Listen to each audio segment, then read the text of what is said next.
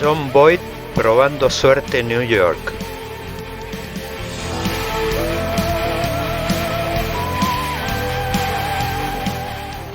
La mano justiciera de John Wayne matando a Liberty Balance.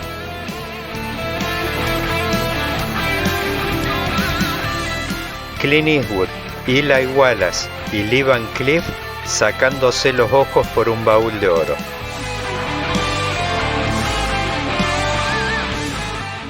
El duelo inolvidable entre Henry Fonda y Charles Bronson.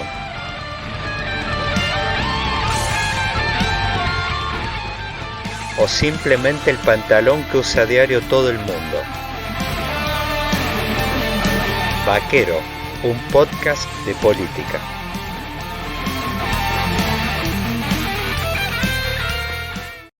Bienvenidos al segundo capítulo de Vaquero, un podcast de política. Hoy tengo el placer de conversar con dos cracks amigos. Federico Zapata, politólogo, director de la consultora Escenarios y editor de Revista Panamá. Mauricio Corbalán, arquitecto, fundador de M7 Red, una organización dedicada a estudiar escenarios complejos, difíciles de encuadrar dentro de una categoría conceptual tradicional. Con Federico arrancaremos con el disparador de la crisis de gabinete generada tras la dura derrota electoral del domingo pasado. Con Mauricio haremos un vasto recorrido donde hablaremos desde la mesa del diálogo de Duhalde en 2001 hasta la invasión de carpinchos en Nordelta. Ajustarse bien los cinturones. Fede Zapata, número uno, socio de la consultora Escenario.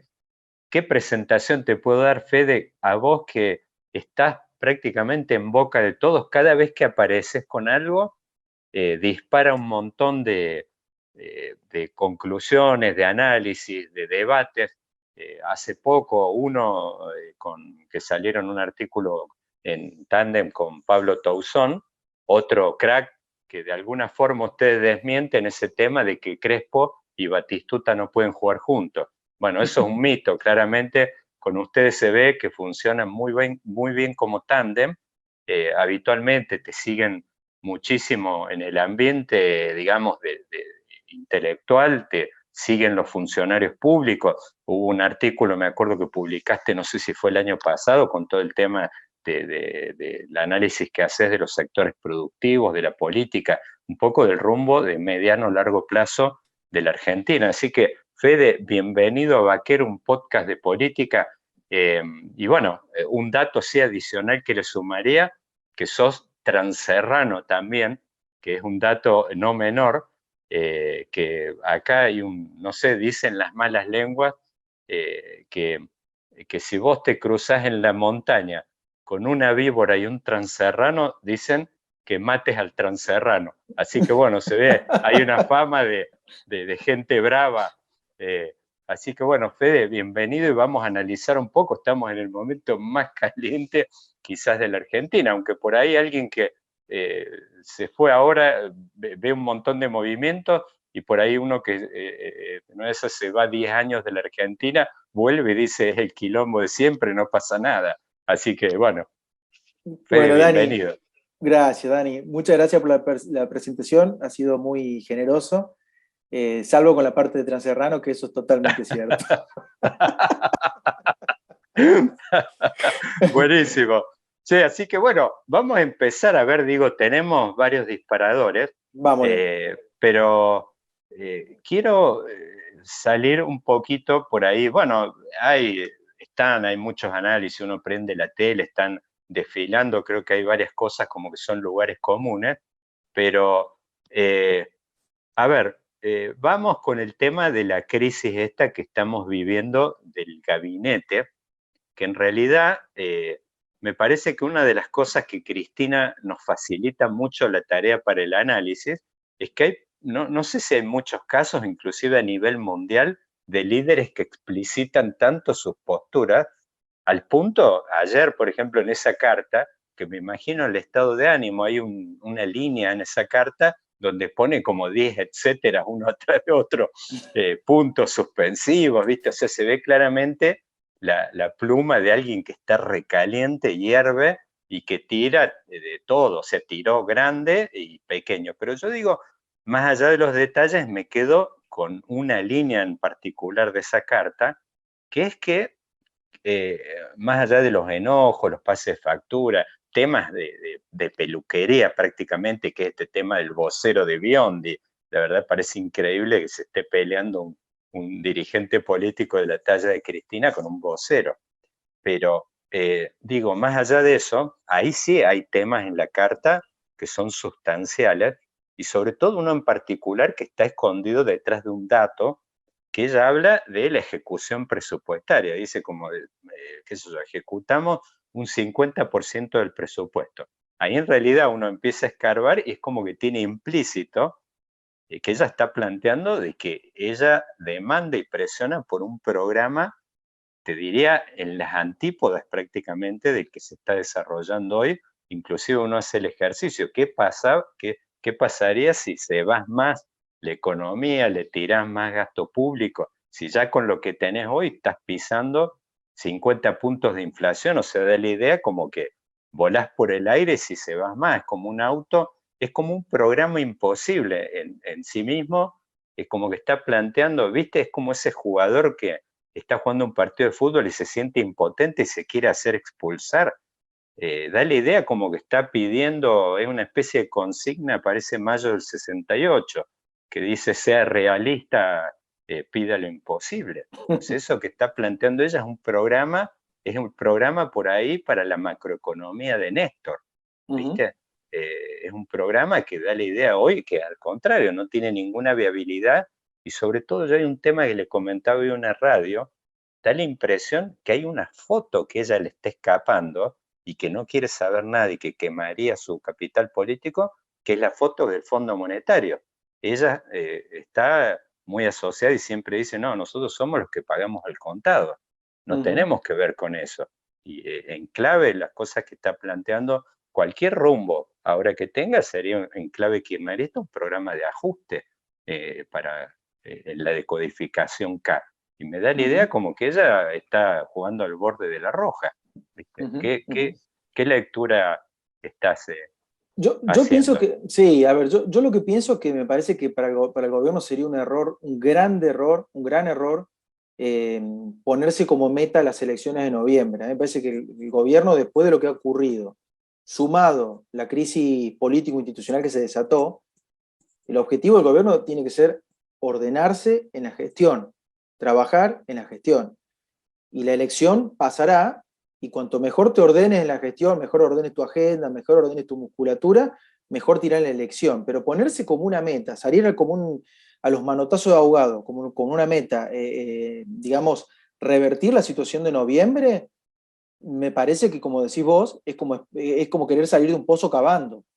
No le veo buen puerto, porque la situación macroeconómica actual es diametralmente diferente a la del 2011. Ella pone ahí el 2011, digamos, el 2011 el gasto era 40 puntos del PBI, hoy es 44, el déficit en 2011 era 3 puntos, hoy es 5 puntos, las reservas en el 2011 eran 26 mil millones de dólares, hoy son 5 mil millones de dólares, la inflación en 2011 era del 24% y hoy es del 50%. Entonces digo, cualquier parámetro comparativo entre 2011 y hoy es absolutamente irreal y implica desconocer la fragilidad macroeconómica por lo que Argentina va navegando. Entonces a mí me parece pero además voy a hacer un doble clic. Suponiendo que Cristina gana la pulseada, que además creo que tiene mucha probabilidad de ganarla, pero suponiendo que la gana, y el gobierno avanza en una política expansiva de acá a noviembre, eso no le garantiza que va a revertir la situación electoral y además lo pone en un serio riesgo gubernamental y económico en el año entrante. Entonces, a mí me parece realmente que están errados en la lectura de la fragilidad de la situación macroeconómica y están errados en la lectura de la realidad política.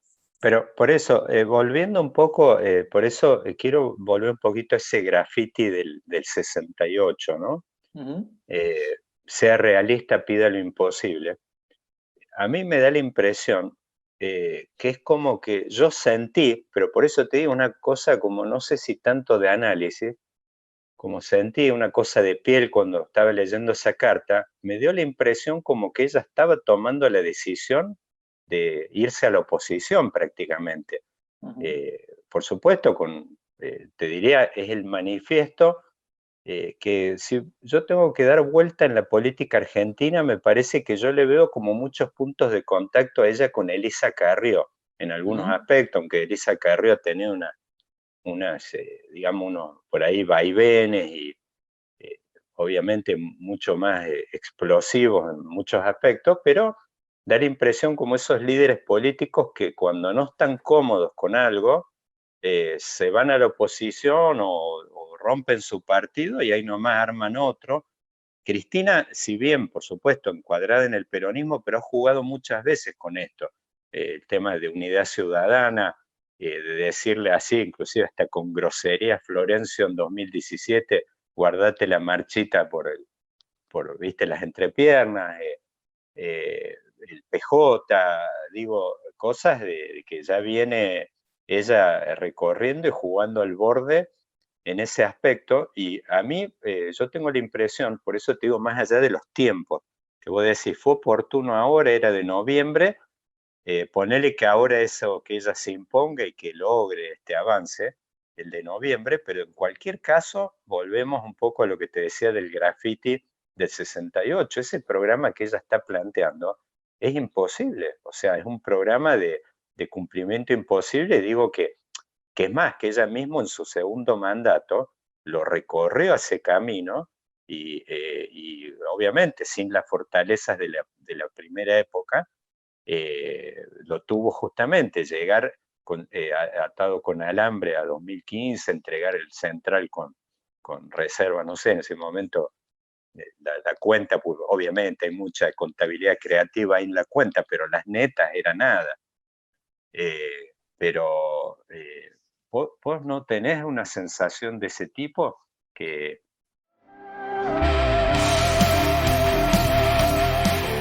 John Boyd probando suerte en New York.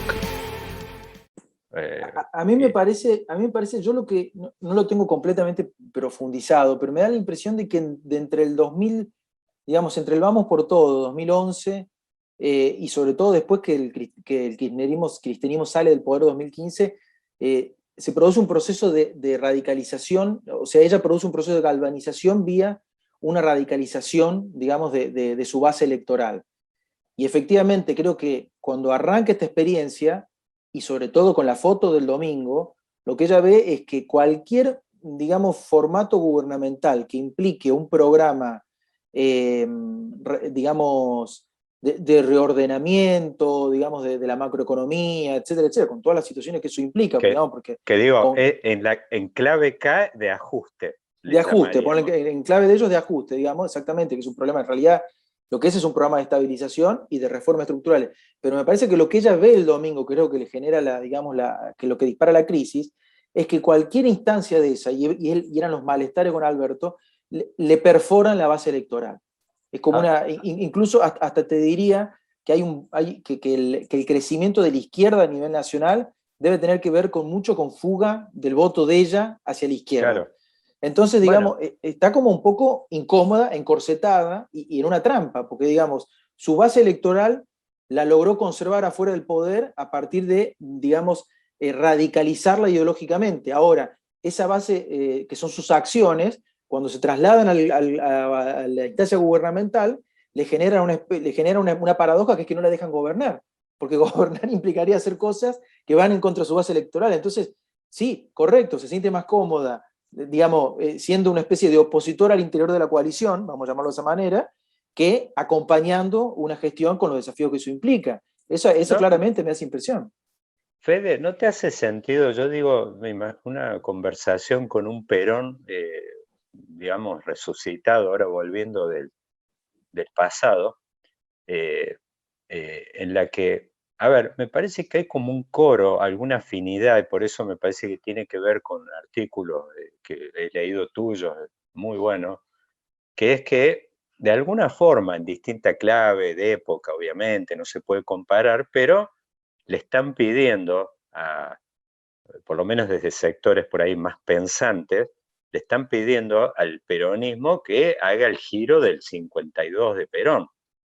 En el sentido que tenías un programa, una primera etapa que había sido muy expansiva, gasto público, el Estado, qué sé yo, pero después como que la caja se secó, y Perón en el 52 tiene que hacer un viraje, que bueno, empiezan sus movimientos de acercamiento con la embajada americana, el tema de traer las inversiones petroleras, el Standard Oil, la California, todo el programa donde Perón mismo, me acuerdo en un libro Zurruila, y decía en un discurso, bueno muchachos, tuvimos un tiempo que venían muy postergados, ustedes cenaban por ahí con una botella de vino, ahora nos vamos a tener que tomar 2 copas, digamos, esa jerga campechana, pero bueno, estábamos hablando de alguna manera de algún ajuste.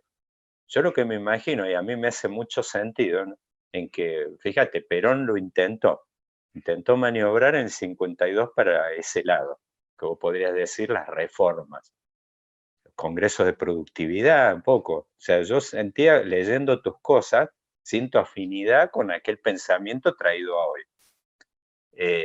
Y después en el 73, de alguna forma, bueno, aparece también la idea de, en una de esas, de otro giro, obviamente vinculado a otra época, pero la verdad es que las 2 veces terminó como la mona eso.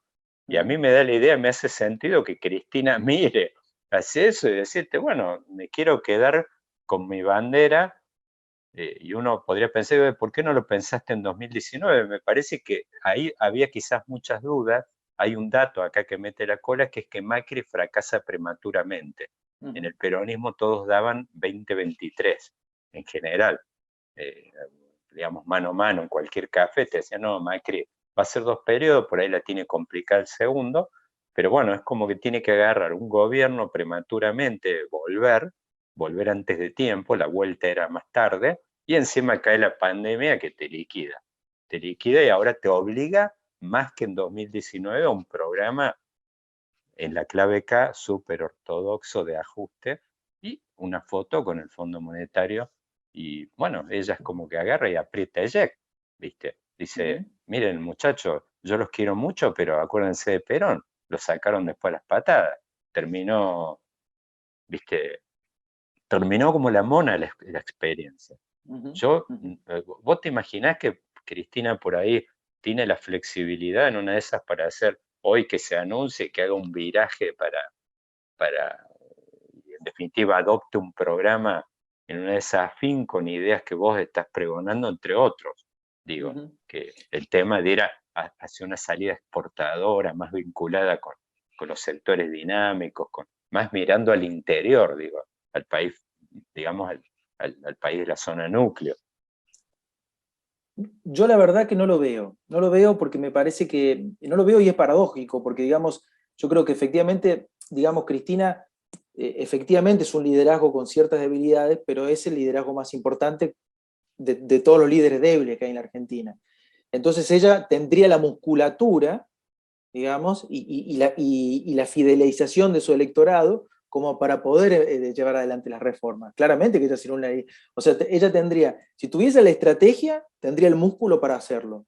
Pero a mí me parece que ella tiene un diagnóstico que es que llevar adelante un programa de esa naturaleza le lesiona su base electoral. Entonces, me da la impresión de que en ese diagnóstico es donde ella define que el candidato es Alberto Fernández. Es donde ella define que el ministro es Guzmán y no es Costas. Es donde ella define, digamos, que juega, pero juega un poquito afuera. Porque me da la impresión de que, digamos, Cristina un poco se corre del ideario peronista que vos estás marcando, porque Perón digamos, era un corporativista que en su armado estaba el capital y el trabajo, y en tratar de generar una dinámica colaborativa entre esas dos dimensiones, por supuesto con tensiones, con todo lo que sabemos, pero siempre en el Perón no era solamente el trabajo, era el capital y el trabajo, ¿no? Menem, digamos, hace una relectura de eso con un anclaje muchísimo más fuerte en el capital, básicamente porque el peronismo necesitaba recuperar en ese momento una reputación de cara al capital, y porque además, digamos, venía del incendio de Alfonsín, básicamente, ¿no?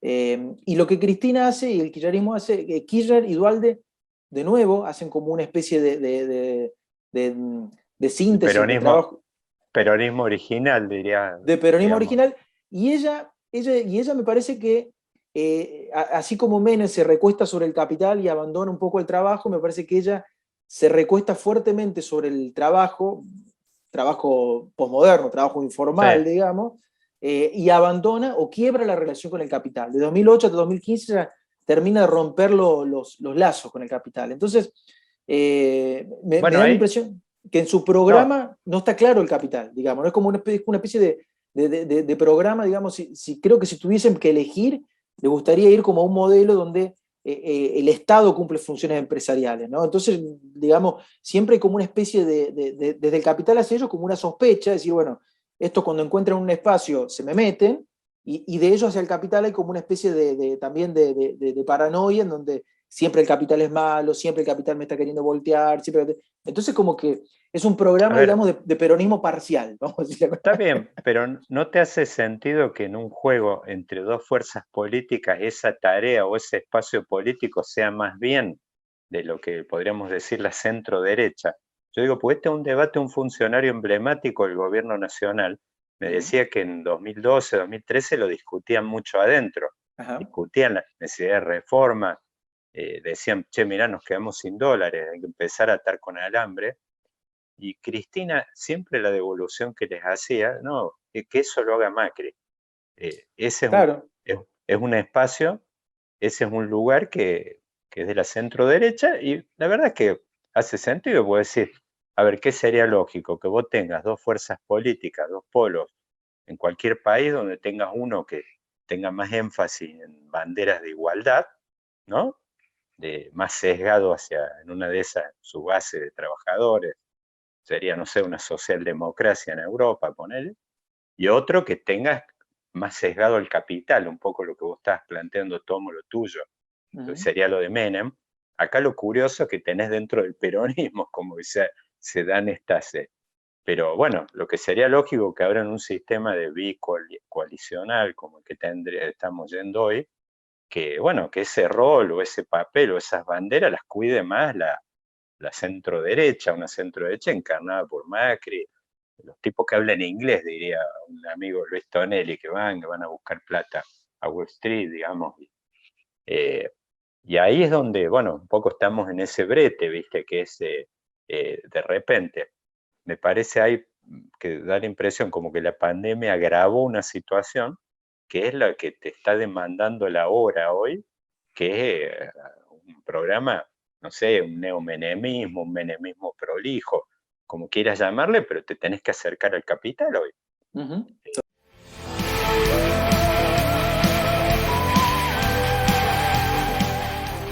La mano justiciera de John Wayne matando a Liberty Balance.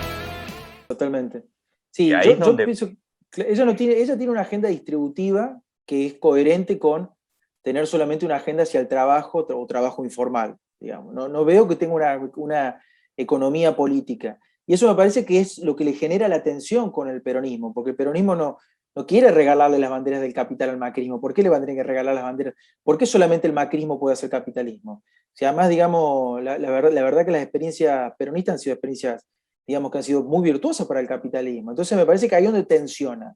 Tensiona bueno, con el pero hay, peronismo con el claro, peronismo no kirchnerista, obviamente, ¿no? bueno, pero ahí tenemos una cosa, Fede, que es que todos los que la enfrentaron por afuera y por adentro han tenido como, pues viste, es como que esto, a ver, vamos a, por ejemplo, lo que fue Cafiero Menem. Llegaron el momento, las tropas se enfrentaron y uno ganó. En este caso, todos los que han desafiado al kirchnerismo por adentro y por afuera, quizás el que fue más exitoso, y por eso siempre es como que tiene un foco, más allá de que hoy está muy devaluado, es Sergio Massa. Es como que el tipo que agarró y les clavó un 43% en la provincia de Buenos Aires, con la Baña al lado, con el Gallego de la Sota cerca. O sea, ahí es como que a los que estamos más cerca de esta visión de economía política que yo comparto, nos generó una ilusión eso. Uh-huh. Como que el peronismo estaba logrando regenerar un espacio, y no regalando sus banderas, pero también haciéndolo valer eso en el teatro de batalla. Ujú. que es donde vos, en política está el otro tema, están las urnas y vos tenés que ganar y aplastar. Bueno, Massa lo logró una vez, y después todo han sido, que son un montón apareció de Narváez, qué sé yo, después, bueno, el flaco Randazzo intentó, lo aplastó en 2017, y bueno, está de nuevo ahora esta síntesis dando vuelta. Vos estás viendo ahora, yo digo puntualmente ahí un poco, que es que lo que me imagino Alberto Fernández hoy, no sé qué estará pensando, pero es como mirando dos góndolas que te aparecen. Está la góndola de Cristina, que ponele, sacó 32, 34, ponele que duro de eso es 23, Ujú. que es puro, que acompañan a ella, entran a la tumba con ella, y después está la otra góndola, que es la del 65, 70, que no votó el fin de semana el kirchnerismo.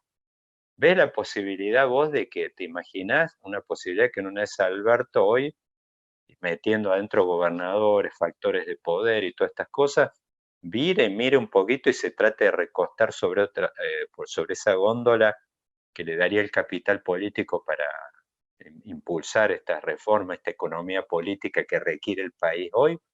¿Te imaginas eso que puede ser exitoso? O en una de esas la gente y los factores de poder le van a decir a Alberto, che, mira, con vos está bien, sos muy simpático, pero que esta tarea la encare, no sé, Larreta o algunas figuras del peronismo en una de esas emergentes a futuro, pero como que el gobierno no tenga el capital político para hacer ese viraje. Algunos hablaban de la experiencia de Temer en, no sé, en Brasil, Lenín Moreno, todo tipo que han intentado a caballo, viste, hacer el viraje, le salió como la mona y terminaron en tierra de nadie. Digamos, no te bancan ni unos ni otros, viste, Ujú. ni Ujú. sirios ni troyanos, digamos. Sí, yo lo que lo veo, Alberto, digamos, si lo miro históricamente, vamos a hablar del domingo hasta el Eh, 2019, es un liderazgo muy conservador. No es un liderazgo que arriesga, no es un liderazgo que que digamos que proyecta, no tiene una agenda, no tiene iniciativa, no tiene una fuerte iniciativa propia, no construye poder. Entonces, digamos, cómo un liderazgo conservador se mete en este terreno de estabilización y de reformas, me resulta en principio raro. Si esta crisis es una especie de pórtico romano donde el tipo entra y se transfigura, bueno, lo vamos a ver seguramente en los próximos meses. Eso sí, ¿qué implicaría? Como decís vos, implicaría por un lado, para cobrar autonomía en relación al cristianismo que no quiere esta agenda, implicaría rodearse de algunos gobernadores, rodearse de algunos viejos, de algunos dirigentes del peronismo de mayor peso, y por supuesto, digamos, que Cristina lo pueden hacer en la carta, acordar una hoja de ruta con la oposición. Que la oposición, ¿qué te puede firmar? No te va a firmar un cheque para que haga política expansiva de acá a noviembre. Eso es un delirio, nadie te va a firmar eso. La oposición sí te puede acompañar para que Alberto Fernández sea una especie de dualde que, digamos, agarre y arme la relojería de un capitalismo argentino que vuelva a funcionar.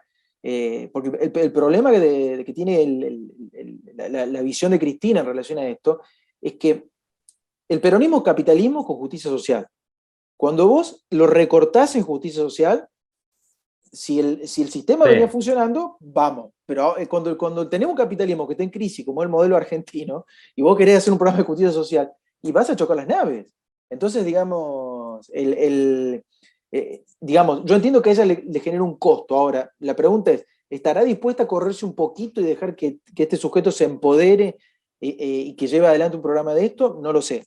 Y la segunda pregunta es, Alberto, después de esta crisis, ¿pasará por el pórtico romano y se transfigurará en un líder, digamos, en lo que no ha sido hasta el momento? Con lo que ha sido hasta el momento, lo veo difícil, porque la verdad digamos, llevar adelante un plan de estabilización, un plan de reformas estructurales, no es algo simple. no, claro, y menos, a ver, digo, con un capital político, digo que, a ver, el terreno yo como que lo veo interesante en el aspecto. Uno podría decir, no, la oposición está muy bien, ganó el domingo. La verdad es que la oposición viene de un fracaso estrepitoso Totalmente. de hace poco. Inclusive sus principales líderes, Macri tiene una imagen negativa de 70 puntos. Ujú. María Eugenia Vidal, vos la viste, o sea, la torearon los liberales y le han sacado quizás 20, 25 puntos. Y después, bueno, Larreta es un gran signo de interrogación, si bien tiene una imagen buena hoy, es el que lidera, pero la verdad es que si uno agarra y bucea un poco ahí adentro, yo pregunto acá en Córdoba mucha gente, así espontáneamente, y no lo ubican al tipo, no saben bien quién es, o sea, da la impresión como que por el simple lugar que ocupa, que obviamente la silla jefe de gobierno, todo proyecta y es candidato natural del no peronismo, cualquiera que se sienta en Uspallata. O sea, por más que sea, que eso pasó con De la Rúa, con Macri, me parece que Larreta tiene ese envión natural de ser challenger, pero a mí me parece que en eso, Alberto, yo estoy viendo que tiene, no, ojo, no es una ventana como esa de Matrix, ¿viste? Tenés que entrar a la cabina y te dan unos segundos. Pero me parece que tiene una ventana interesante, que es el hecho de, hubo una votación, y me parece que la oposición tampoco, yo no veo que sea un faro hacia adelante, que no veo que se coman los chicos crudos para nada, y que me parece que tiene bastante terreno vacante. No, coincido, coincido. A ver, por eso te decía, creo que esta crisis puede ser una oportunidad para él. Puede ser como la oportunidad, digamos, de lo que no ha querido hacer estos últimos años, que es constituirse. Digamos, constituirse implica, bueno, hay que construir un nuevo esquema de relaciones de fuerza, construir un nuevo esquema, digamos, de gubernamental, y bueno, y definir una agenda y llevar adelante ese plan. Me queda la pregunta, porque es una pregunta, es si eso va a ocurrir, digamos, ¿no? ¿En qué sentido? No si va a ocurrir, si lo va a lograr, sino si va a transfigurarse en un líder, porque digamos, lo que hemos visto hasta el momento es una especie de gestor de una coalición. Y bueno, y esto necesita un líder, digamos, no es, no. Sí, parece el mayordomo ese que cuida un poco el auto, la casa cuando se van los dueños, ¿viste? Todo no ha pasado hasta ahora de eso.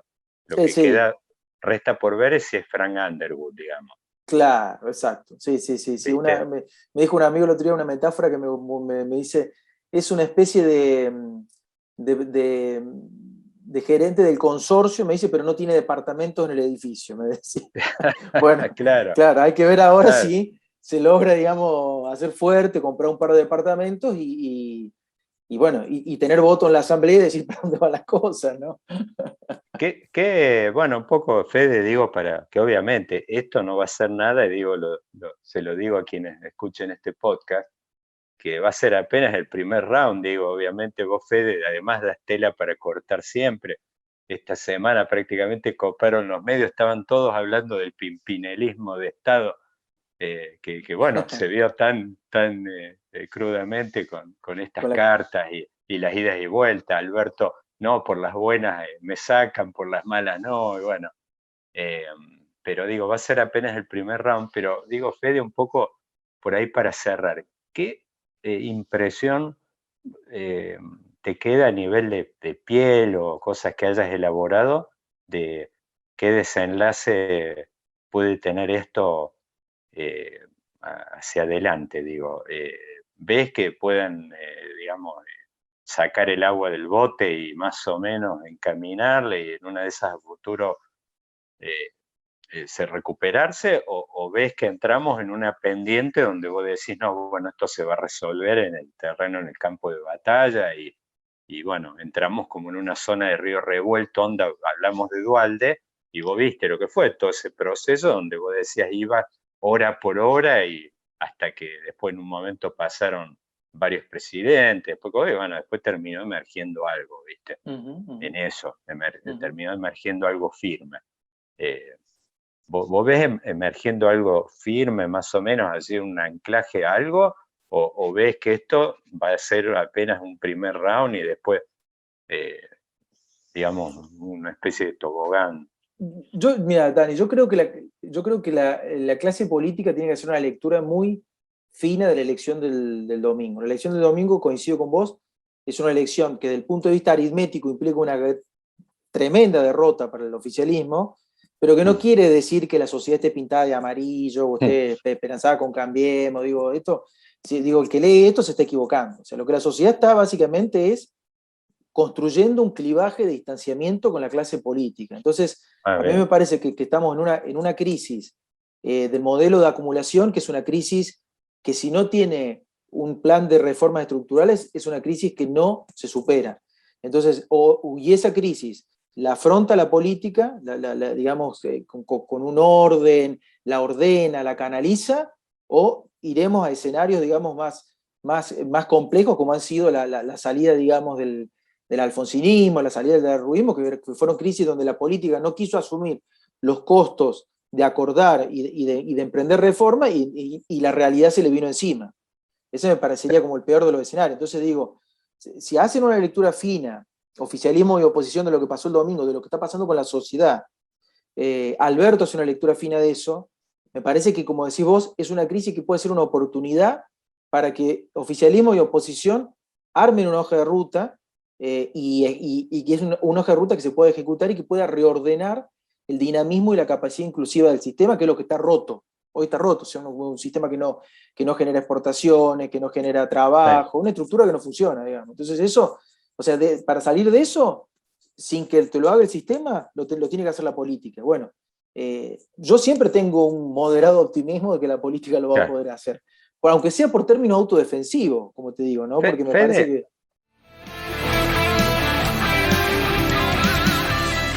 Clint Eastwood, Eli Wallace y Lee Van Cleef sacándose los ojos por un baúl de oro. Fede, vos ahí, mira, extiendo un poquito. Vos mencionaste una palabra que era el clivaje que apareció de distanciamiento de la clase política. Y yo diría, tengo que elegir una emergente de eso. Ahí se me ocurre nítidamente Javier Milei. No solo por el resultado, sino por cómo copa y la prepotencia con la que copa los espacios. Todas las otras variantes las veo como segundas marcas lejos de... Él es el tipo que aparece además con algunas combinaciones, ¿viste? Los tapados largos, eso que asemejan un poco allá el 45, 44, los actos en Alemania, ¿viste? Aparece una impronta, digamos, audaz, y como patea puertas. Algo que también en cierta forma quizás simpatice algo dentro del propio peronismo, que está acostumbrado a líderes cojudos, ¿viste? Menem, Kirchner, transgresores. Vos en tu sombrero, que vos también sos consejero político, te dedicas a eso y te escuchan, te leen. Si, por ejemplo, en este momento te llama un tipo, un Javier Milei, respecto de esto de que vos decís, estás viendo este clivaje de distanciamiento de la clase política. En este momento, vos decís, mira, los próximos movimientos, ¿qué se te ocurre? ¿Qué le dirías o alguna reflexión? ¿Es un momento para que un tipo en una de esas agarre, aproveche y diga, che, apareció como hay una especie de fisura y agarre y le meta con ¿cómo se llama? Con el martillo para romper y pasar para el otro lado de la pared, y como diciendo es ahora o nunca? ¿O qué se te ocurre? Sí, yo soy bastante, o sea, vuelvo a la historia. Los argentinos me parece que somos bastante conservadores en las salidas de las crisis. O sea, digamos, yo me voy al 2001, que se cumplen ahora 20 años. La crisis esa no se canalizó por Luis Zamora, se canalizó por Eduardo Duhalde y Néstor Kirchner, digamos. O sea, los argentinos en ese aspecto somos bastante conservadores en la vía que les salimos. Sí creo que son liderazgos que te van a tensionar las agendas te las van a tensionar, digamos. De hecho, digamos, hoy el voto de Milei, que es una especie de liberalismo popular, en el sur de la ciudad de Buenos Aires le roba votos al kirchnerismo. Claro. O sea, te van a tensionar la agenda, te van a tensionar los votantes. A mí me parece que, repito, creo en la capacidad de autopreservación del sistema. Entonces, lo que me parece que el sistema tiene que ver es precisamente que digamos que las dos coaliciones están pensadas y armadas para una sociología que ha sido profundamente transformada estos últimos 10 años. Entonces, ahí lo que está ocurriendo es que lo que están emergiendo son jóvenes de 20, 30 años que no conocieron la edad de oro del kirchnerismo, que conocieron el fracaso del macrismo, y que cuando miran para adelante dicen un país que no saben cómo se sale, cuya coalición gobernante se pelea como los Pimpinela desde el Estado, que está todo trabado, que nadie se pone de acuerdo, que digamos que la sociedad parece, como dice Gerchunov, como archipiélago donde nadie se comunica. Entonces, lo que esa generación está viendo es, esto es un desastre. Sí, una dinámica como el sistema político italiano y encima sin Milán y Roma, ¿viste? Claro, exacto. Entonces, digamos, Claro. creo en la capacidad de autopreservación del sistema de que las dos coaliciones empiecen a reconfigurarse y a volver a enterrarse en la sociología de las transformaciones de lo que está ocurriendo en la sociedad. Me parece digamos, que viene un poco por ahí. O sea, entender, a ver, ¿qué quieren los jóvenes? ¿Quieren tener un trabajo totalmente completo? ¿Les gusta un trabajo flexible? ¿Quieren calidad de vida? Me parece que lo que han perdido es como la brújula de la sociedad. Entonces están Claro. como, digamos, el kirchnerismo está como si fuéramos los jóvenes que veníamos de los 90, él está hablando a un sujeto que ya no existe más, digamos, que ya estamos Claro. viejos, digamos, nosotros. Y No, junto, lógico. claro, y junto por el cambio, digamos, le habla a la Argentina como si fuera un focus group, ¿viste? Es un focus group, saca otra demanda y tiran dos o tres cositas. Y la gente está esperando un poco más, dice, che, o sea, digo, un poco más, porque no es que este país está funcionando y me alcanzan con algunas consignas. Este país no funciona, entonces muchachos, pónganse de acuerdo y hagan que esto funcione. Yo Claro, creo en claro. la capacidad de conservación. Sí, sí, uno podría imaginar que esto, digo, el peronismo, así como en su momento te ofrece un combo Kirchner-Duhalde, eh, como tomo un poco las palabras, siempre me río de algo que escribe Fernando Rosso, que dice, siempre Perotti trae una solución superadora desde Santa Fe. Tomo sus palabras y digo, bueno, es como que el peronismo va a saber en una de esas generar un combo de época donde tome y quizás se genere su propio Milei y obviamente con algunas incorporando esta, como decíamos, la tensión de la agenda. Totalmente, totalmente, totalmente de acuerdo. Bueno, ahí se apagó Ahí te ahí venía, está, perdón, ahí está. Ay, bueno, perdón, perdón. Fede, gracias por tu participación en Vaquero, un podcast de política, espectacular la charla y bueno, vamos a tener seguramente un segundo round. Dale, Dani, te agradezco muchísimo. Como Dale. siempre, un gusto charlar con vos. Y bueno, vamos a ver si tengamos un segundo round con algún poco más, con algunas certezas más. Bienvenidos al segundo capítulo de Vaquero, un podcast de política. Hoy tengo el placer de conversar con dos cracks amigos. Federico Zapata, politólogo, director de la consultora Escenarios y editor de Revista Panamá. Mauricio Corbalán, arquitecto, fundador de M7 Red, una organización dedicada a estudiar escenarios complejos, difíciles de encuadrar dentro de una categoría conceptual tradicional. Con Federico arrancaremos con el disparador de la crisis de gabinete generada tras la dura derrota electoral del domingo pasado. Con Mauricio haremos un vasto recorrido donde hablaremos desde la mesa del diálogo de Duhalde en 2001 hasta la invasión de carpinchos en Nordelta. Ajustarse bien los cinturones.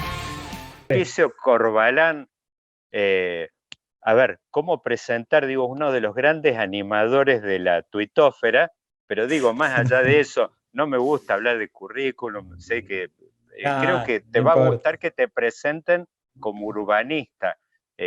Y vos sabés que cuando pienso en vos, no sé por qué, quizás me esté equivocando, Mauricio, recuerdo una cita del Principito que dice que lo esencial es invisible a los ojos, y yo Bueno, creo que yo tengo la impresión de que vos sos esos tipos que está viendo cosas que por ahí, en una de esas, las cosas que se ven a simple vista, las ve todo el mundo.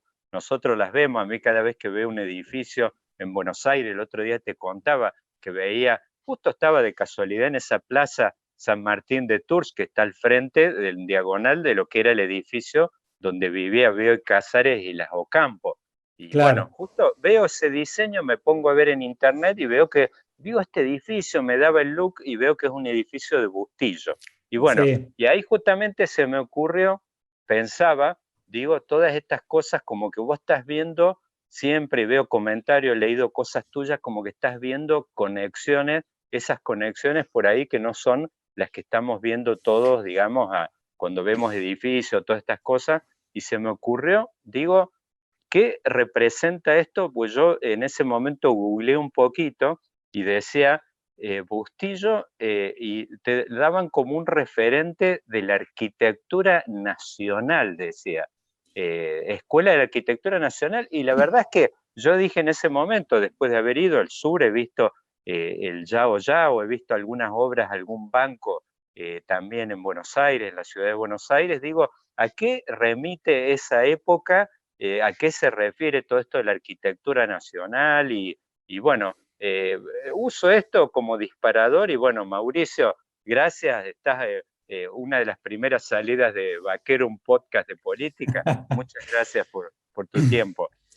No, gracias a vos, Daniel. Y no, más que urbanista, yo trabajo en MZ Red, que es una organización que el foco es analizar escenarios complejos, pero está bien eso que vos decís de qué es lo que se ve, qué es lo que no se ve y qué conexiones hay entre las cosas, ¿no? Nosotros, en vez de urbanismo, que es como una definición de lo moderno, ¿no?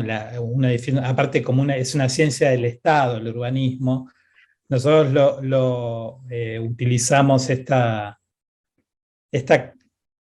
invención de los escenarios complejos que tiene que ver mucho con el nacimiento de nuestra práctica, que fue allá por los 2000, y que es una metodología de análisis de escenarios, ¿no? Que acá se aplicó, y mirá qué interesante, el primero que la aplicó a una escala política fue Duhalde, cuando hizo la mesa del diálogo, llamó al que era en esa época el experto de análisis de escenarios futuros, que se llamaba Adam Kahane, que era un tipo de Shell, y que había trabajado en escenarios, por ejemplo, Sudáfrica post-apartheid, ¿no?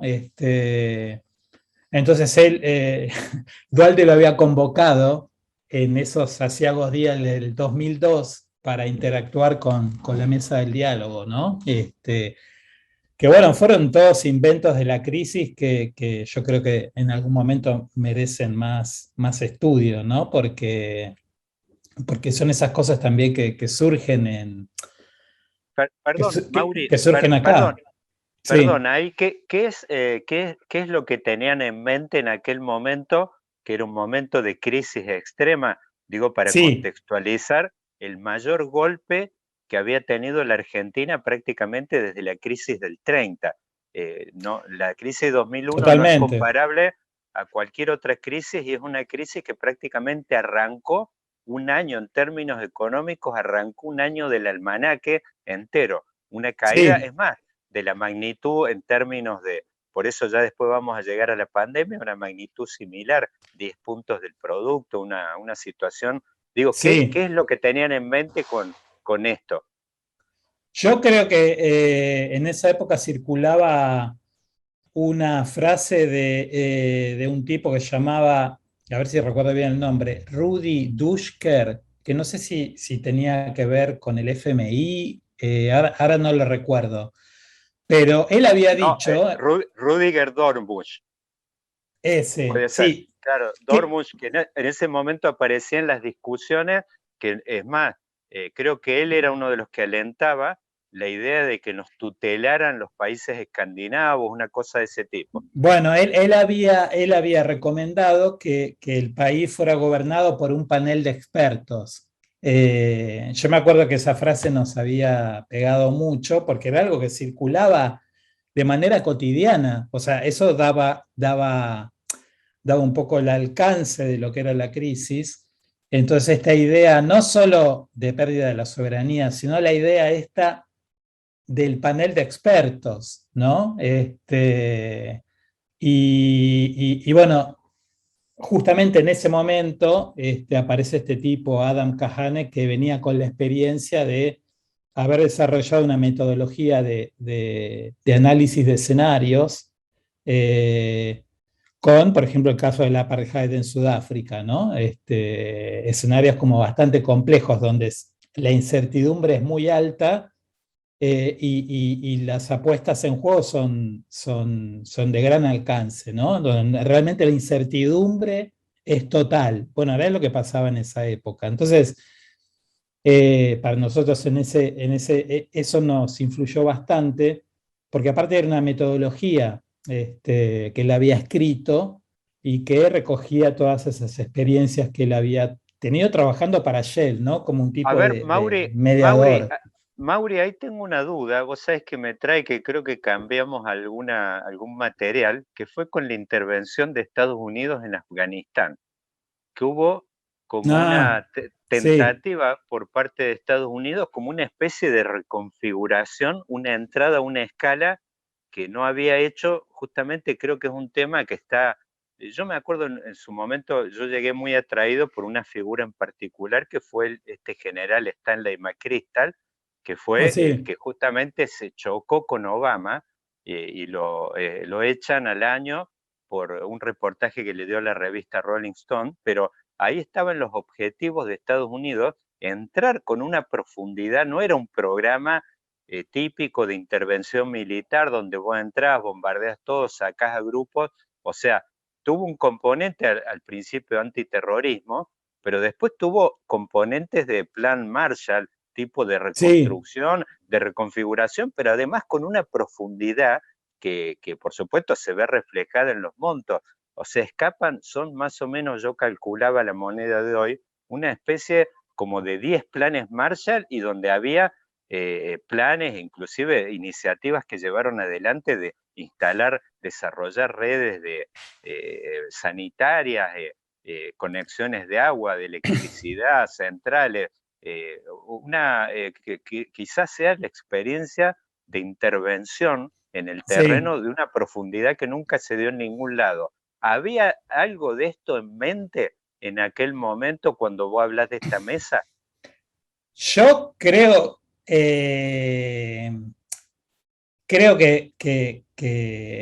que sí, eran experiencias muy diferentes. Vos te referís al general que en la película hace ay, Brad Pitt, ¿no? ¿Cómo se Sí, llama? sí, sí, se llama, War sí, no, no, Machine. War War Machine, Machine, máquina de claro. guerra, tal cual, es Que, el que, papel que hace, sí, que hay una escena muy importante de la película, que es la que yo quería ver, a ver si le iban a hacer, que este general muestra este grafo. ¿Viste? El grafo es esa visualización de nodos de una red con muchos clústeres y muchísimos nodos entrelazados, que es un poco el análisis que el general dice, bueno, si nosotros queremos ganar la guerra en Afganistán, tenemos que resolver esto. Entonces muestra este grafo que es una especie de paradoja porque es algo que es imposible de solucionar, pero el alcance tiene que ser tan profundo que tiene que tocar miles de nodos donde confluye la geopolítica, la estrategia, la vida cívica, bueno, todo, ¿no? Yo creo que tenía que ver también con este arte de la contrainsurgencia, ¿no? Que se viene trabajando, sobre todo se trabajó mucho en la década del 2000, ¿no? Por el tema de Irak, de Afganistán. Pero el experimento acá en Argentina era diferente, pero era un experimento. Bueno, era la mesa de diálogo trayendo este tipo de expertos. Eh, la iglesia tenía un papel bastante grande, las organizaciones sociales, pero bueno, eso me parece que tiene que ver con la escala de las crisis. Y fíjate que la crisis argentina fue un anuncio de la del 2008, de alguna forma, ¿no? Fue como una especie de laboratorio previo, pero en la administración de un país. John Boyd probando suerte en New York. En ese Ahora, sentido, ahora, sí. perdón, Mauricio, ¿por qué vos pensaste, elaboraste algo, por qué no se reprodujo una experiencia de ese tipo ahora cuando esta crisis es mucho más profunda, en magnitud, de similar magnitud, pero tiene efectos, eh, eh, no sé cómo Claro, le llaman en el campo de la medicina que usan, es como efectos, digamos, permanentes que son, pero ni hablar, uno si la compara, yo en este libro que publiqué el año pasado la comparaba con otras crisis y los efectos permanentes, yo creo que prácticamente bueno, un parangón quizás la del 30, en el sentido de Claro. todo lo que vino después, una cadena de cosas donde, es más, uno hasta realmente puede ser muy pesimista respecto a lo que disparó después la crisis del 30. Fueron toda una serie de eventos que prácticamente los clausura, yo diría, quizás la Segunda Guerra. Es como que llega ahí, hay un tobogán hacia abajo de Sí. unos 15 años, donde hay aniquilación, una destrucción a una escala inusitada, y después como que el mundo hace la vuelta de tuerca y viene el upswing. Pero digo, en esta, ¿por qué no se ha configurado? ¿Están todos muy asustados o por qué no digo, si en el 2001 se pensó esto, ¿por qué ahora no se pensó algo, por lo menos, de aquella profundidad y más? Y hace poco vi una charlita que daba Zizek y él decía que justamente lo que decís vos, pero él decía que no, o sea, se parece a la crisis del 30, pero él piensa que es más parecido a la crisis de antes de la Primera Guerra Mundial, donde él dice, bueno, tipo, hay algo en un escenario donde hay potencias que van a tener que dirimir de alguna forma, y no es tanto el escenario de desgaste que empezó con la crisis del 30. Él dice que es todavía peor, porque es como de potencia se pugna, quizá tiene que ver con lo que vos venís trabajando de la relación entre Estados Unidos y China, pero hay todo un reacomodamiento bastante grande, donde justamente ni siquiera hay reflejos con la pandemia, porque no hay tampoco organizaciones globales que puedan organizarlo de alguna forma, ¿no? Creo que incluso con la crisis del 2008 hubo más reflejos para contenerla, sobre todo en el primer mundo, ¿no? Pero ahora, para mí O es porque sea, también es implosionaron como, muchas cosas, ¿no? o sea, vos decís que qué simple era aquel mundo del TEC entre Estados Unidos y la Unión Soviética. Bueno, sí, Estaba todo organizadito, vos sabías bien dónde estaba el poder, eh, los bloques de poder, los sistemas. Encima ahora el problema que no tenemos el dual del mundo, ese tipo que agarra y aprieta el reset y dice demos de nuevo. claro, claro, él era el gran reset, ¿no? Tipo, ahora lo llaman el gran reset, pero él lo hizo con su célebre frases que decía, en una crisis todos tienen razón, ¿no? Y hay algo de eso, hay algo de eso. Pero después vino la grieta, ¿entendés? Ahora en una crisis todos no tienen razón. Esa es una gran diferencia. En ese momento, aparte vos pensás que Europa estaba yendo hacia la idea esta del euro y con todo el esquema de Europa venía todo también el armado de todo el esquema precautorio que tenía sobre la tecnología de Europa, y eso tiene mucho que ver con un argentino que se llama Silvio Funtowicz, que es uno de los que acuñó el término ciencia post-normal, y que tenía que ver con armar todo un sistema de regulaciones que iba a ser un poco la bandera de la Unión Europea, más que nada para adentro, pero era como un sistema de regulaciones en base a esta idea del principio de precaución, ¿no? ¿Te acordás lo de la vaca loca, que en un momento, viste, eh, tuvo que ver con, bueno, cómo se regulaba el tema del animal farming, de la producción de carne? Bueno, estaba todo muy convergente hacia esa idea de posnormalidad, que yo creo que ahora estamos en esa época, ¿no? Donde ya no hay consensos, ni siquiera entre los científicos, ¿entendés? Tipo, Mirá, ya no. Mauricio, tanto que ansiamos que nos tocaran tiempos interesantes, Y nos no, nos terminó, tocaron. nos terminó tocando, y a ver, todos queríamos eso, el tema es que nuestros corazones lo aguanten. Claro, claro, es la maldición china, ¿no? Ojalá que te toque en tiempos interesantes, ¿no? Y bueno, acá estamos. Sí, sí. Bueno, esos escenarios que se veían viendo y que la experiencia argentina fue una especie de prolegómeno, ¿no?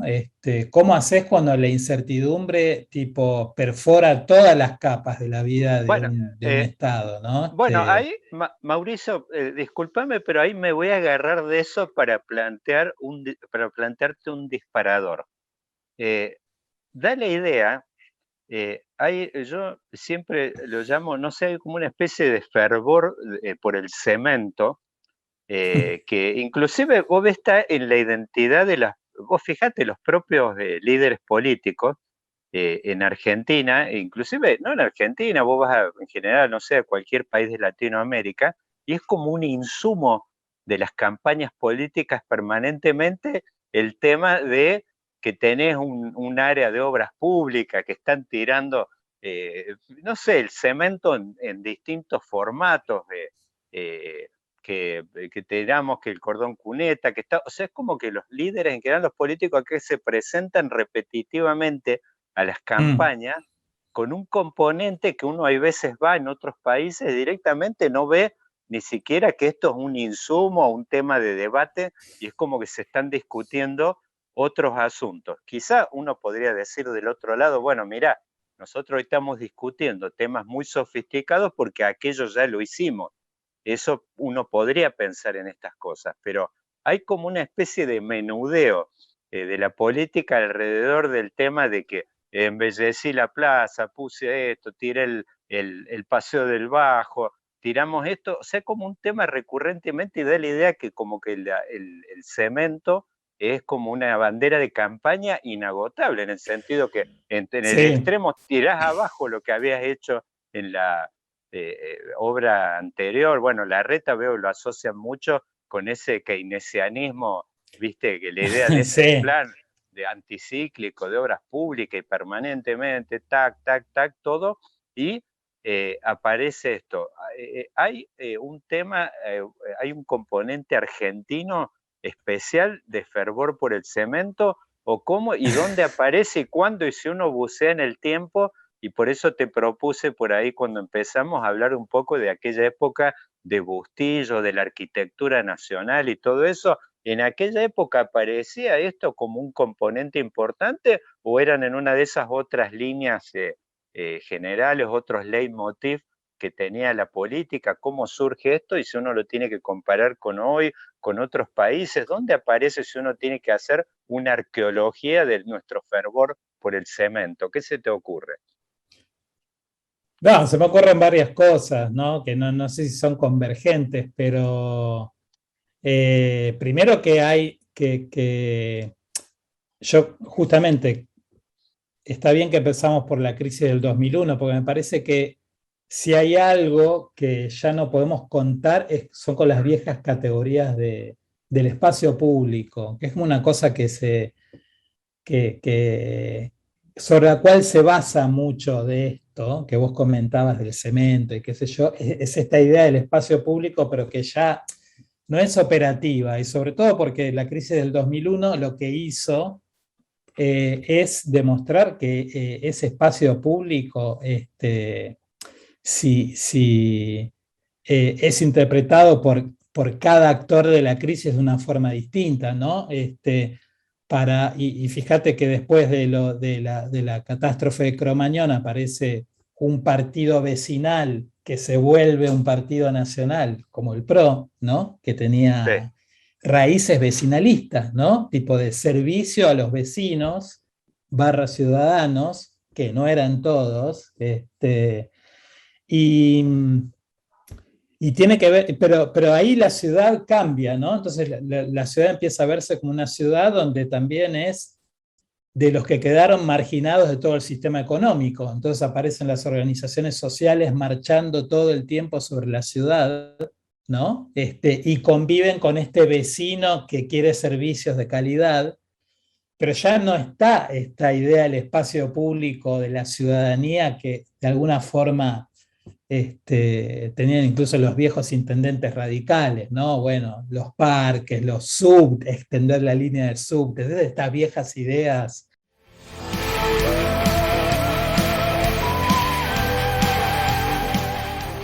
La mano justiciera de John Wayne matando a Liberty Balance. Ahí que podrían haberlo hecho, pero no era llenar de bloques No, pero porque, por ejemplo, Palermo, los bosques de Palermo, es el primer parque público hecho por ley de la Ciudad de Buenos Aires, que es una ley que hizo Sarmiento, y fue una operación política de gran magnitud, porque era el parque que venía, porque ahí estaba el caserón de Rosas, que fue demolido, y ahí había humedales que fueron rellenados, ¿entendés? Entonces hay toda una operación de reconfiguración de un espacio en el centro de la ciudad. En ese momento no era tan el centro, pero se apostaba a que sea como el centro de la ciudad, que aparte, fíjate vos, tenía un experimento micro-macro muy radical, que era también qué relación tenemos con los animales dentro de ese espacio que era como lo natural, la naturaleza. Y fíjate que en Palermo vos tenés de un lado el jardín zoológico, también creación de Sarmiento, la avenida Sarmiento, y enfrente tenés la sociedad rural, con la exposición rural famosa. Entonces ahí vos tenés una matriz de desarrollo territorial de La Pampa, que está metida en el medio de la ciudad. Entonces es una operación casi te diría epistemológica, ¿entendés? Entonces, acá aparecemos con una rareza increíble, porque el otro día vi en la campaña varios candidatos que se identificaron con Sarmiento Sí, bueno. como uno de los presidentes, Sí. y parece, es increíble, porque hemos logrado una melange increíble, pues por ahí son los candidatos de espacios políticos que se presentan con unas propuestas de tsunamis de cemento repetitivas que aparece como una contradicción en los términos. Bueno, pero volviendo a lo del cemento, yo creo que tiene que ver con esa implosión de esa idea de espacio público, donde el desarrollo urbano parece que es algo que puede ser visto como un capital de progreso, ¿no? Cuando en realidad lo que muestra es la brutal desigualdad en una ciudad donde tenés millones de personas que entran a vivir de la ciudad, pero no solamente con empleos del Estado, sino que vienen a trabajar de lo que pueden en un lugar donde se junta mucha gente, y ahí tenés todo el fenómeno de la economía popular que entra a la ciudad, que es el nuevo actor que aparece después del 2001, los cartoneros, las ferias que se autoorganizan, bueno, todo ese mundo que no estaba y que no es parte de la ciudad que se imaginan estos esquemas donde privilegian el desarrollo urbano, que bueno, es lo que pasa con esta idea del cemento, pero igual vos fíjate que la provincia de Buenos Aires tiene mucho de cemento también, porque tiene Olavarría, tiene la dinastía del cemento, los Fortabat, tiene mucho que ver con eso. Aparte de todas las piedras calizas para el cemento, están en provincia de Buenos Aires. Y tenés, bueno, es un viejo esquema, ¿no? Tipo el cementicio, ¿no? No es solamente un invento de la reta. No, por eso, ¿no? Digo, yo un poco por eso digo lo quiero, y por supuesto, digamos, lo uso como quizás sea el emblema por el hecho inclusive que, bueno, se conoce Buenos Aires, una ciudad. Bueno, hoy con estas devaluaciones que hemos tenido, no se puede comparar prácticamente con ninguna, pero en un momento, durante muchos años, Buenos Aires es una ciudad que tiene un ingreso per cápita parecido al de Madrid. Sí, sí. Por supuesto, hoy no, hoy, viste, estamos obviamente que en un momento donde creo que nos queda grande una comparación con Biafra, digamos, pero... no, pero fíjate que Buenos Aires tiene algo que está bueno en comparación a ciudades del primer mundo global, es que vos no podés tener una zona de 6 o 7 estrellas en Buenos Aires. Es imposible, porque la ciudad está tramada de una forma que se van a encontrar muchos grupos y actores sociales muy diferentes, sí o sí, ¿entendés? Y eso es visto como un índice de diversidad política y social que es bastante evaluado en otros lugares, ¿entendés? Eso, Eso es Mauri, importante. de alguna manera te pone una especie, ahora que se habla tanto de los cepos, es como que cualquier dirigente o administrador de la ciudad, el más alocado de todos, se encuentra con un montón de cepos que tienen que ver por cómo fue parida la ciudad en muchos aspectos y límites de que no puede transgredir. Quizá en el extremo el sueño de los muchachos que administra hoy la ciudad era llenar de gazebos Palermo o un montón de lugares, y bueno, es como que ahí se han chocado, inclusive, ojo, con Claro. límites. Yo veo cuando se mandaron la movida del campo de polo, viste que estaban ahí. Imagínate, cada vez que pasan por eso y ven eso, me imagino que piensan así y se les hace agua a la boca con torres y cosas de ese tipo, pero es como que te encontrás con un montón de lugares, como decías vos, verdes, y después lugares de encuentro, donde como que te imponen un cepo a las ideas más alocadas. Digo. Claro, bueno, en ese sentido la ciudad tiene un nivel también de conflicto, pero que tiene que ver con todos los conflictos irresueltos que tiene una megalópolis de casi 16 millones de habitantes, donde tenés un flujo de gente que se mueve todo el tiempo y donde es muy difícil getificar, aunque hay intentos permanentes, ¿no? Pero fíjate qué casualidad, uno de los primeros barrios cerrados que se están por empezar a construir lo está haciendo una desarrolladora de Córdoba, que le fue muy bien en el interior y ahora tenían un terreno que es en la General Paz, donde estaba la vieja Corporación de Transporte de Buenos Aires, y ahí van a hacer un barrio cerrado como para clase media financiado en pesos, aparte, ¿no? Bueno, acá un poco fíjate. Quizás, bueno, no me sorprende, pues, bueno, ahora estoy en Córdoba y esto es como el paraíso del desarrollo inmobiliario y tiene que ver con un movimiento sincronizado entre el Estado, tanto provincial como municipal, que ¿qué pasa? Córdoba tiene un ejido urbano enorme, hay un montón de terrenos vacantes y después el tema y que muchos de ellos han sido generados por vía la urbanización de villas, y bueno, a caballo de eso han generado como lugares donde los terrenos empiezan a tener viabilidad. Es como que el Estado acompaña desarrollando infraestructura en dos terrenos, que sanitaria y te tira rutas y sobre todo hay una obra fundamental que tuvo que ver con toda esta explosión de desarrollos urbanos, de desarrollos inmobiliarios, que es la avenida Circunvalación. Es como que ese triple carril, ese anillo alrededor de la ciudad le ha dado viabilidad a un montón de zonas que uno antes pasaba y eran baldíos, y bueno, es como que hay un movimiento sincronizado, y sí, esta yo te diría que quizás sea la capital nacional y además donde tienen una vitalidad enorme y el Estado acompañado y toda una ley de desarrolladores y todo eso. Yo te diría más, no solo están jugando, sino que juegan. Acá vos vas a Paraguay y la mayor parte de los jugadores son también cordobeses, se sienten tonadas cordobesas en los bares. Es como que irradia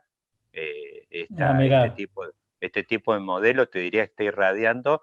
Ojo, también el terreno agropecuario, han salido muchos jugadores que tienen un pie en Paraguay, están desarrollando, ha entrado el tema toda la soja en Bolivia, y bueno, y ya te digo, hay mucha tonada mediterránea en todo el norte argentino. Interesante, claro.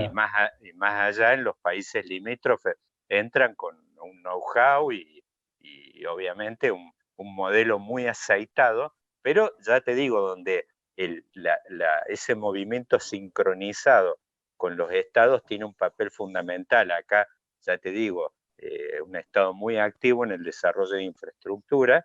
Entonces, a caballo de eso, por supuesto, una vez que tenés infraestructura, aparece todo lo otro, el privado acompaña y va por detrás.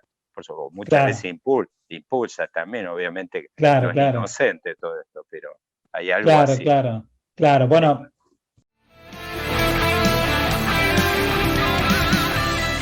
Clint Eastwood, Eli Wallace, y Lee Van Cleef sacándose los ojos por un baúl de oro.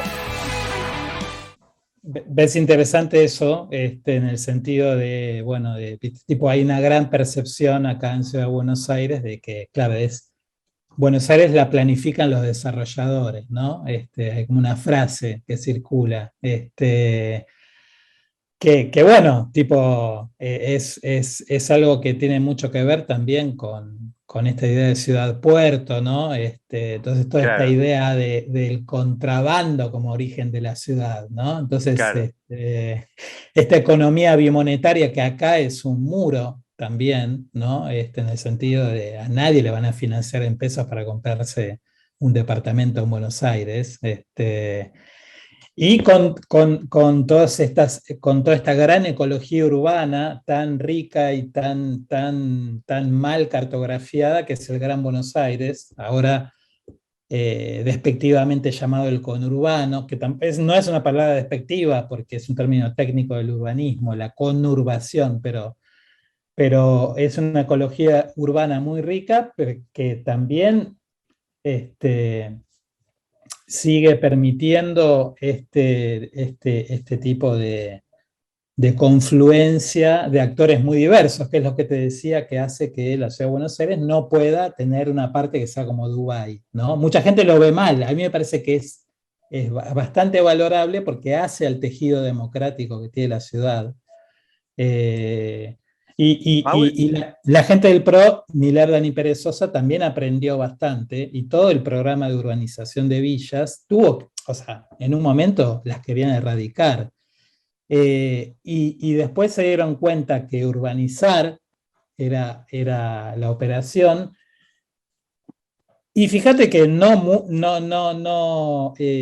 es algo interesante porque quizás hay muchos núcleos de pensamiento de progreso, no progresistas, que tienen que ver con el proceso de urbanización de villas, ¿entendés? En el sentido bueno, viste, tipo, hay por ejemplo, la urbanización de la Villa 31 está percibida en sectores que viven en el Gran Buenos Aires como, viste, un lugar tipo Manhattan, ¿entendés? Y opera, ¿entendés? Tipo, mucha gente quiere hacer negocios ahí. Tipo, dice, no, tipo, con mi compadre tenemos 2 millones de pesos, queremos poner un puestito de comida en tal lugar, viste, tipo, hay toda una economía ahí, que también tracciona a la ciudad, ¿no? Y tiene que ver con esto de la ciudad, y bueno, todavía resuelve el problema del trabajo de alguna forma, sobre todo cuando el Gran Buenos Aires se ha desintegrado tanto, ¿no? Todavía sigue siendo un centro de atracción.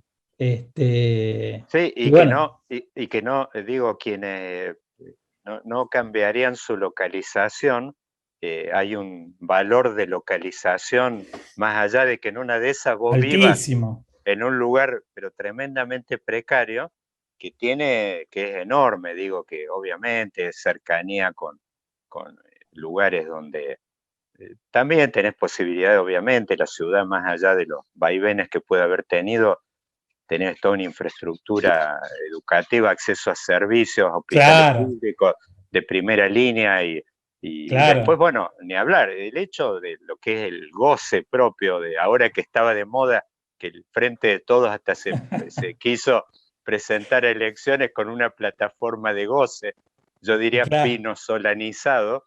eh, Claro, eh, sí, sí. bueno, la ciudad tiene muchos componentes de ese tipo. Lo que pasa, bueno, obviamente que hubo un mensaje de las urnas donde está diciendo, che, está bien, para antes del goce charlemos un poquito de otras cosas. Pero, Claro, eh, claro. eh, Mauri, yo digo como para no que no se nos alargue, la verdad tendríamos para charlar ahora y vamos a tener que repetir, pero yo digo haciendo un viaje en el tiempo y por ahí para un ejercicio de imaginación, ¿no? Eh, ¿Cómo te imaginas a esta saga? Por eso el otro día se me ocurrió un poco como disparador que apareció un personaje muy ligado a algunas obras emblemáticas que hay en Argentina, hablando de Alejandro Bustillo. claro, de una arquitectura nacional, y yo digo, no sé si después esas escuelas o aparecieron otras, tuvieron una saga, ¿cómo te imaginas a estos hombres en un ejercicio como aquella película que se llamaba Ha vuelto? Estos hombres volviendo del pasado y apreciando cómo te imaginas que estarían evaluando, mirando el proceso de evolución que ha tenido tanto la ciudad de Buenos Aires como en general las escuelas de arquitectura, lo que se siguió haciendo. Digo, ¿qué apreciación tendrían de este presente hoy? Si tiene algo que ver, si podemos linkear algo de aquella época con esta, o si aparece algo como decirte, no sé, la aparición de todo este modelo de los agronegocios y las crisis, digo, si produjo una cosa disruptiva, cambiando todo del día a la noche. Bueno, pero fíjate que Bustillo es un personaje bastante interesante porque él estuvo muy ligado a todo el proceso también, por ejemplo, con el Xiao Xiao, a todo el proceso de reconfiguración territorial de la incipiente nación argentina, que era la creación de los parques nacionales, ¿no? Que era un experimento. Yo ahora no recuerdo, pero me parece que después de Estados Unidos y no sé qué otro país más, y no sé si me quedo corto, el primer país que tuvo parques nacionales de esa envergadura fue Argentina, ¿no? Con el trabajo del Perito Moreno, conectado con, con el desarrollo vial que se hizo también, tuvo mucho que ver con esta idea del Automóvil Club Argentino, y ahí entra, ¿no? Toda esa cosa de infraestructura de los años, sobre todo 30, que fue mucho de la etapa de conservadora, ¿no? Tipo que se desarrolló la infraestructura vial. Y Bustillo estaba muy, muy tejido con todo eso, ¿no? Con el desarrollo de una infraestructura a escala nacional, Perdón, Mauri, sí, ahí. ¿Vos pensás que esta crisis derivada de la pandemia, que ha hecho de que, pero a la fuerza, inclusive hay muchas empresas que han pasado a modelos de trabajo remoto sí, y cosas de este tipo, inclusive ha habido cambios e impactos en el estilo de vida notables. Hoy ves a la gente a las 7 de la tarde plagada haciendo ejercicios en los parques y cosas de ese sí. tipo, es como que da la idea, parece, estar habiendo un movimiento de escape del cemento generado y provocado, impulsado por la pandemia. ¿Vos Y sí. pensás de que esto podría generar una revitalización de aquellas ideas alrededor de estos modelos de desarrollar por ahí en una de esas todo este tema de parques nacionales, revitalizaciones, volver un poco a algunas, retomar algunos viejos lineamientos? Y me parece que se está abriendo el campo como para repensar esta relación que hay entre técnica y ambiente, ¿no? Esto que te contaba, el desarrollo vial, el desarrollo hotelero de los parques nacionales, tuvo que ver con esa relación que vino después de la colonización agropecuaria y ganadera, ¿no? Vino esta especie de expansión bastante norteamericana, ¿no? Esta idea del parque nacional, la infraestructura de autos, la infraestructura hotelera. Y quizá ahora hay que ver qué pasa, porque por un lado vos tenés todo el fenómeno de los countries y los barrios cerrados, que es construcción sobre humedales y todo eso, que ahora es bastante conocido, pero hace 10 años nadie sabía eso. El duelo inolvidable entre Henry Fonda y Charles Bronson. El modelo Nordelta, que Le tiene esa tenemos que cosa. agradecer a los carpinchos, en realidad ellos fueron Bueno, los que pero fíjate, avisaron. claro, fíjate, pero eso en un momento hubiera sido tomado como una cosa de color, y ahora no es tan de color, es como que se tomó como una indicación de, acá hay un problema, se avanzó sobre los humedales, se produce esta reacción. Vi por ahí, había un ejército popular carpincho de liberación, ¿no? Como una especie de Vietcong del humedal. Digo, pero se tomó como esta, ya se alcanza la categoría de meme, es porque hay algo que está pasando culturalmente, ¿no? En las redes. Entonces, quizás hay algo del cual no se sabe cómo se va a salir, porque porque hay un montón de indicadores que siempre son, viste, todos lo sabemos, ¿no? El déficit habitacional, la incapacidad de construir ciudades medianas, ese tipo de cosas que son bastante sarmientinas, ¿no?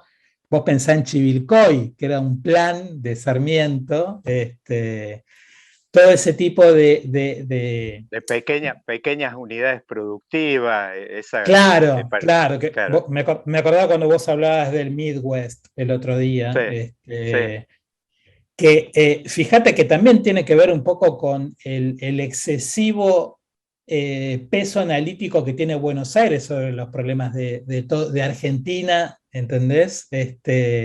Hay una cosa muy excesiva de Buenos Aires, que tiene sobre esos problemas de quizá territorios que no tienen otra dinámica, ¿no? Tienen una dinámica bastante diferente. Y hay también tramados que todavía no se ven, pero que están, pero que como no se formalizan, son muy difíciles de captar, ¿no? Entonces, el otro día no sé quién decía, alguien en las redes, yo digo, muchachos, no se preocupen porque la propiedad privada acá la gente tiene más fe que en la liga hanseática, ¿no? Tipo, o simplemente el pantalón que usa a diario todo el mundo. No hay amenazas colectivistas, ¿no? No ese es No, el tema. no, de ningún tipo, es más, No, no hay nadie, pues se lo imaginan más como de propietarios, en realidad los no propietarios quizás la defienden con más fervor aún. claro, totalmente, porque todos quieren acceder a eso. Y que quizás la crisis de la pandemia empieza a hacer preguntas que quizás nos parecen muy básicas, ¿viste? Por ejemplo, no solo ocupar para construir, donde, si vos lo decís así, todos los actores han hecho lo mismo, ¿no? Desde el tipo que ocupó un terreno para hacer una casilla hasta las grandes desarrolladoras que han ocupado humedales, que los compraron a precio vil y muchas veces ni siquiera los compran, los toman, los ocupan. Entonces ahí hay un arco donde están todos incluidos. Y después, cosas como básicas, no hay acceso, por ejemplo, a lo que se llama paisaje, ¿no? Por ejemplo, la ley de roaming, ¿no? Que se hizo en Inglaterra a fin de los años 30, fue porque vos no podías ir al campo porque vos atravesabas propiedades que eran privadas, ¿entendés? Entonces, a partir de un movimiento que hubo incluso de pequeños exploradores, tipo Boy Scouts, no sé qué, se armó esta ley de roaming en la cual, bueno, vos podés atravesar los territorios que son solo propiedad privada. Y bueno, nosotros dependemos mucho de ese modelo, de lo que se llamaba el enclosure, que fue eh, cuando se cercaron los campos en Inglaterra. Ese modelo viene directo acá, y viene con el alambrado, y viene con, tipo, nunca hubo tierras comunes, no sé, en la época de Carlos V, pero no era ese modelo acá. Entonces, hay algo ahí que es el elefante en el bazar, ¿viste? Tipo, por eso te decía algo de los grandes parques nacionales.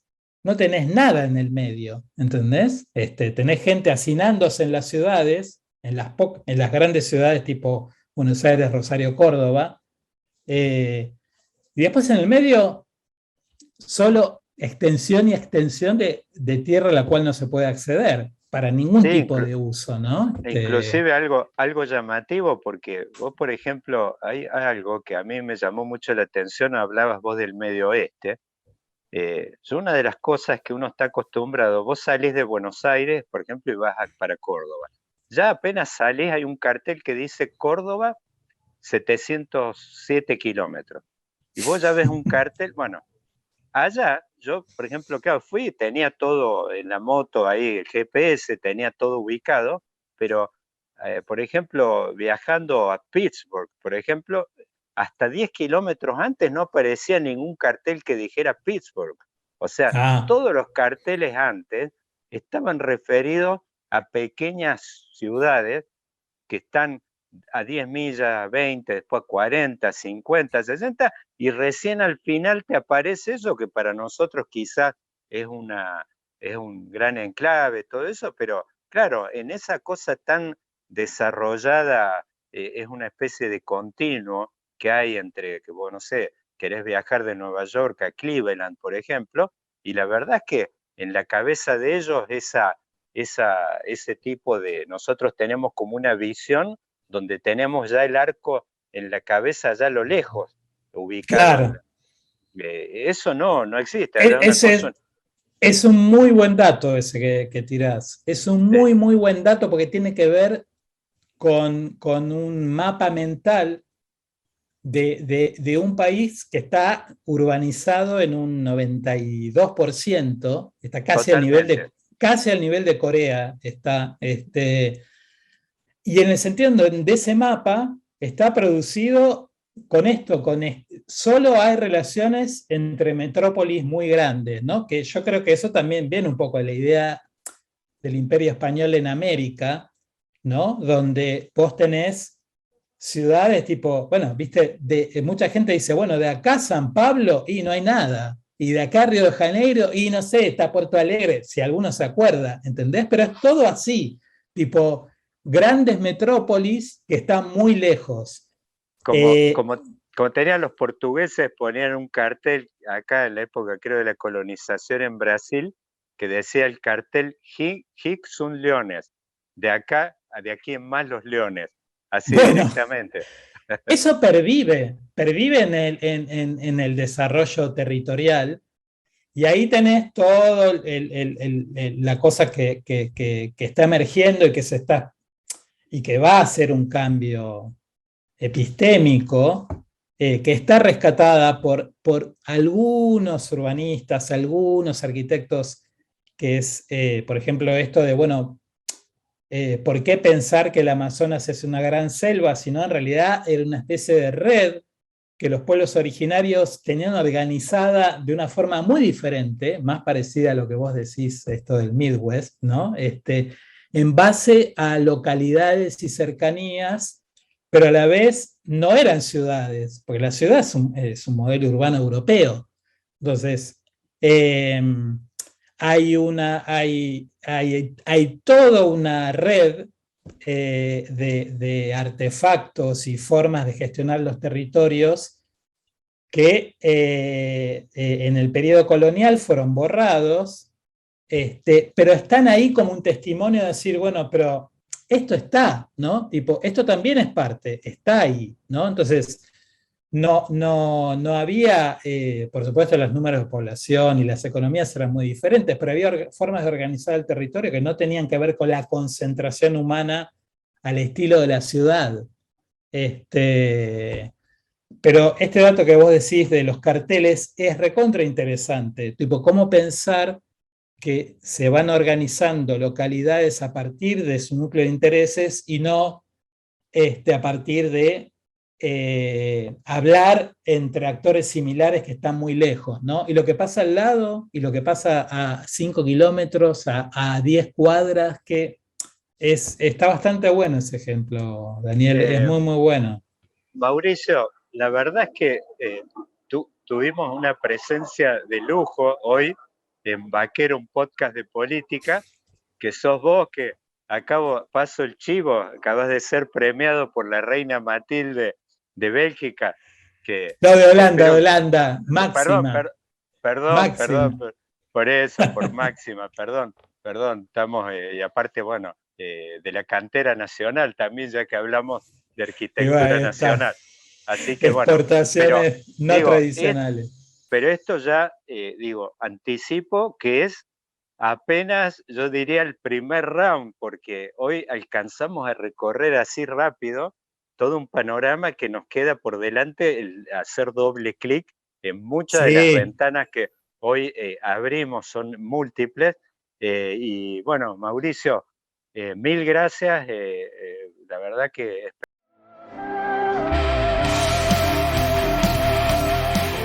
John Boyd probando suerte en New York.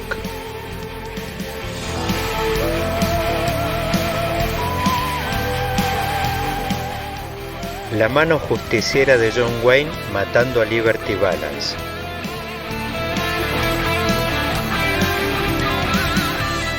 Clint Eastwood, Eli Wallace y Lee Van Cleef sacándose los ojos por un baúl de oro.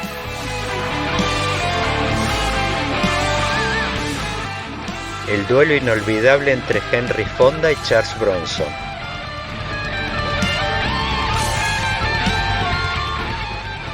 O simplemente el pantalón que usa a diario todo el mundo. Vaquero, un podcast de política.